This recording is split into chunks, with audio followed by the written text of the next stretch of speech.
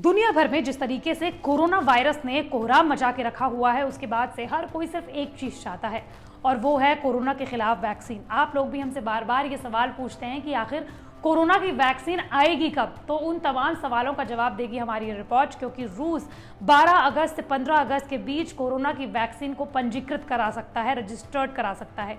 इसके मायने क्या है वो बताएंगे हम आपको इस रिपोर्ट में। नमस्कार, मैं हूं आपके साथ श्रेया बहुगुणा और आप देख रहे हैं न्यूज तक। काफी वक्त से ये कयास सोशल मीडिया पर भी लगाए जा रहे थे कि अमेरिका, इंग्लैंड और रूस के बीच में पहला ऐसा देश कौन सा होगा जो सबसे पहले मार्केट में अपनी कोरोना वैक्सीन लेकर आएगा। लेकिन बाजी मारता हुआ दिखाई दिया रूस, जब उसने ये अनाउंस किया कि वो 12 से 15 अगस्त के बीच अपनी कोरोना वैक्सीन को रजिस्टर्ड करवा लेगा, जिसका मतलब ये है कि वो जल्द से जल्द इसकी मार्केटिंग और मैन्युफैक्चरिंग भी शुरू कर देगा। लेकिन इसके मायने क्या हैं और स्वास्थ्य मंत्रालय रूस ने इसके बारे में अहम जानकारियां कौन सी दी हैं, क्या इसके कोई साइड इफेक्ट्स भी होने वाले हैं, इन तमाम जानकारियों को देने वाली ये रिपोर्ट देखिए। रूस के स्वास्थ्य मंत्रालय का कहना है कि 12 से 15 अगस्त के बीच कोरोना वायरस की वैक्सीन को रजिस्टर्ड करा लिया जाएगा, जिसका मतलब यह है कि रजिस्ट्रेशन के बाद रूस वैक्सीन बेच सकता है।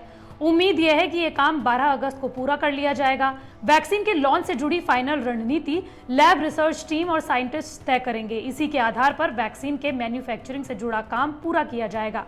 साइंटिस्ट का दावा है कि कोरोना वैक्सीन लोगों को इस वायरस के संक्रमण से बचने के लिए इम्यूनिटी देगी। वहीं रूस के उप स्वास्थ्य मंत्री ओलेग ग्रुदनेव के मुताबिक फिलहाल वैक्सीन का तीसरा यानी अंतिम चरण का ट्रायल चल रहा है और ये महत्वपूर्ण ट्रायल है। उन्होंने कोरोना के खिलाफ रूस की बनी इस वैक्सीन के बारे में बताते हुए कहा कि इसके बाद पता चल जाएगा कि ये बड़े पैमाने पर लोगों के अंदर रोग प्रतिरोधक क्षमता विकसित कर पाएगा या नहीं। हालांकि उन्होंने साथ में ये भी कहा कि 12 अगस्त को दुनिया की पहली कोरोना वैक्सीन का पंजीकरण करा लिया जाएगा।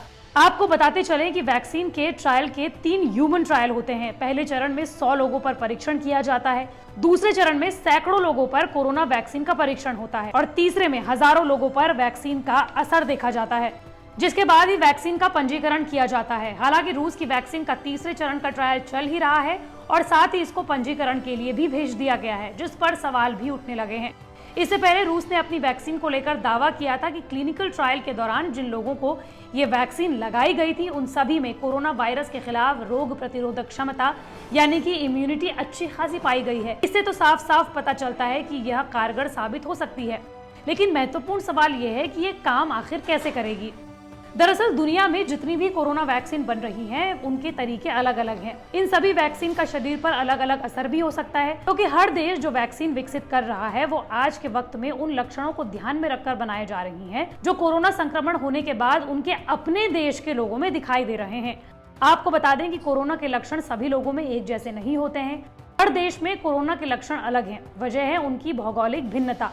रूस ने जिस वैक्सीन के बारे में दावा किया है उसके बारे में गैमलेयर रिसर्च इंस्टीट्यूट के डायरेक्टर अलेक्जेंडर गेट्सबर्ग कहते हैं कि यह वैक्सीन लोगों की रोग प्रतिरोधक क्षमता बढ़ाने का काम करेगी। यानी इस वैक्सीन के लगने के बाद अगर कोई व्यक्ति कोरोना वायरस की चपेट में आता है तो कोरोना वायरस उस व्यक्ति के इम्यून सिस्टम से खत्म होगा। इससे वायरस के कारण होने वाले बाकी शारीरिक नुकसानों से बचा जा सकेगा। लेकिन क्या रूस की इस वैक्सीन के कोई साइड इफेक्ट्स हैं? इस वैक्सीन के लगने के बाद मरीज का शरीर किस तरह से रिस्पॉन्स करेगा? इस विषय पर बोलते हुए अलेक्जेंडर गेट्सबर्ग बताते हैं कि आमतौर पर वैक्सीनेशन के बाद व्यक्ति को हल्का बुखार, थकान या कुछ वक्त के लिए शरीर में टूटन का एहसास होगा। इस वैक्सीन के लगने के बाद हमारे इम्यून सिस्टम को काफी तेजी मिलेगी। इस तरह की डोज से प्राकृतिक रूप से हल्का बुखार हो सकता है। ये एक सामान्य प्रक्रिया है, इसलिए इस तरह के बुखार से परेशान होने की कोई जरूरत नहीं है, बल्कि आप इस स्थिति में पैरासिटामोल खा सकते हैं ताकि बुखार को जल्दी से दूर किया जा सके।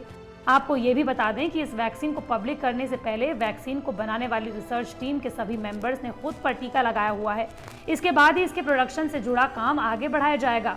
रूस में सबसे पहले फ्रंटलाइन हेल्थ वर्कर्स को कोरोना वैक्सीन का टीका लगा दिया जाएगा ताकि कोरोना से इम्यून होने के बाद ये अधिक से अधिक लोगों को वैक्सीन लगाने का काम तेज गति से कर पाएंगे। हालांकि वैक्सीन को लेकर रूस के इन दावों पर कई देश संदेह जता चुके हैं।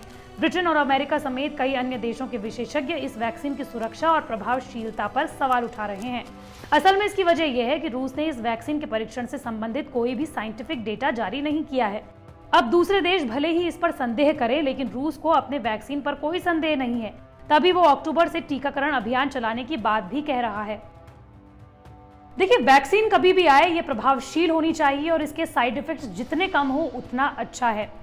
इसके अलावा जब तक वैक्सीन नहीं आती है तब तक आपको WHO के गाइडलाइंस का पालन करना है, सोशल डिस्टेंसिंग मेंटेन करनी है, जितना हो सके घर से कम बाहर निकलिए, हाथ धुलते रहिए और फेस मास्क जरूर लगाइए। मंडे टू फ्राइडे में इसी तरह के वीडियो आप तक लाती रहूंगी। अगर आप भी किसी टॉपिक के बारे में जानना चाहते हैं तो कमेंट बॉक्स पर जरूर बताएं।